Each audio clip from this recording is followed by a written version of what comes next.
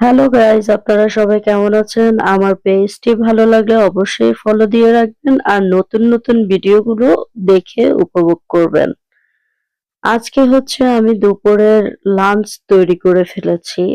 ভাতটা এভয়েড করব।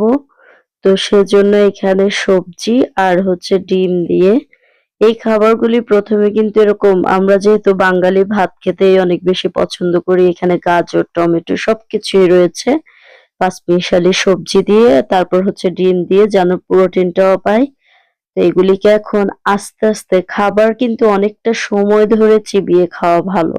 এতে করে হজমও হবে তারপর হচ্ছে স্বাস্থ্যের জন্য ভালো। টাইম নিয়ে খাবার খাওয়া ভালো।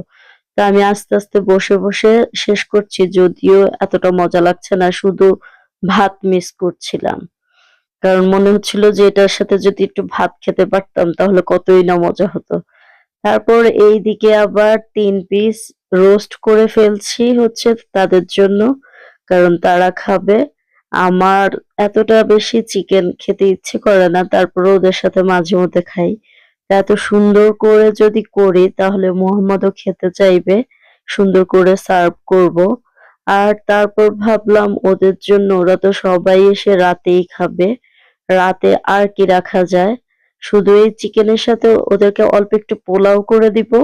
কারণ ১ পিস চিকেন খেলেই পেট ভরে যাওয়ার কথা। তারপর এইখানে একটু মিক্স হার্ব তারপর হচ্ছে আ ব্রেড ক্রাম্ব দিয়ে আমি এই সুইট পটেটোটাকে ভেজে নিয়েছি।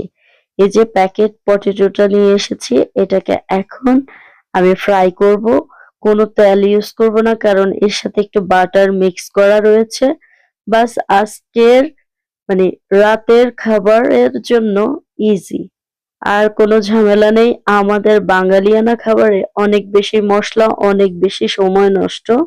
এগুলি কিছুই দরকার হয় না। এরকম সবসময় যদি মার্কেটে যেতে পারতাম, বাসার কাছে যদি হতো এরকম রেডিমেড খাবারগুলি এনে ঝটপট খেয়ে ফেললেই ভালো হতো। ভিডিওটি কেমন লাগলো অবশ্যই কমেন্টস করে জানাবেন। আর ভালো লাগলে অবশ্যই আমার পেজটি ফলো করবেন। আজ এ পর্যন্তই আবারও নতুন ভিডিও নিয়ে চলে আসবো।